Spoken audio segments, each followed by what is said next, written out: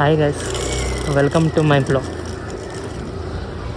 Happy Diwali to all. ಏನಂತ ಹೇಳಿದ್ರೆ ಒಂದು ಇನ್ಸಿಡೆಂಟು ಹೇಳ್ತಾ ಇದ್ದೀನಿ ನೋಡಿ. ಇವತ್ತು ದಿವಾಲಿ ಹಬ್ಬ ಆದರೂ ರಜಾ ಕೊಡ್ತಾಯಿಲ್ಲ. ಯಾವುದೋ ಕಂಪ್ನಿ ಉಳ್ಸೋಕ್ಕೋಸ್ಕರ ನಾವು ಇಷ್ಟು ಕಷ್ಟಪಡ್ಕೊಂಡು ಮಾಡ್ಕೊಂಡು ಹೋಗ್ತಾಯಿದ್ದೀವಿ. ಅದೇ ನಮ್ಮ ಕಂಪ್ನಿ ಅಂತ ಸ್ಟಾರ್ಟ್ ಆದಾಗ ಏನಕ್ಕೆ ಮಾಡಲ್ಲ, ರಾತ್ರಿ ಹಗಲು ಒಂದು ಮಾಡಿ ಬೇಕಾದ್ರೆ ಕೆಲಸ ಮಾಡ್ಬೋದು. 5 ವರ್ಷ ನಾವು ಕಷ್ಟಪಟ್ಬಿಟ್ರೆ ನಾವು 50 ವರ್ಷ ಕೂತ್ಕೊಂಡು ತಿನ್ಬೋದು. ಇಲ್ಲಿ ನಾವು 10 ವರ್ಷ ನಾನು ಕಷ್ಟಪಟ್ಟು ನಾನು ನೀಟಾಗಿ ಮಾಡ್ತೀನಿ ಅಂತ ಹೇಳಿದ್ರು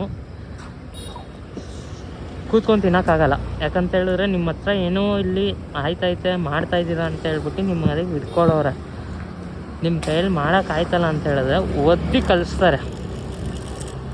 ಆದಷ್ಟು ಬೇಗ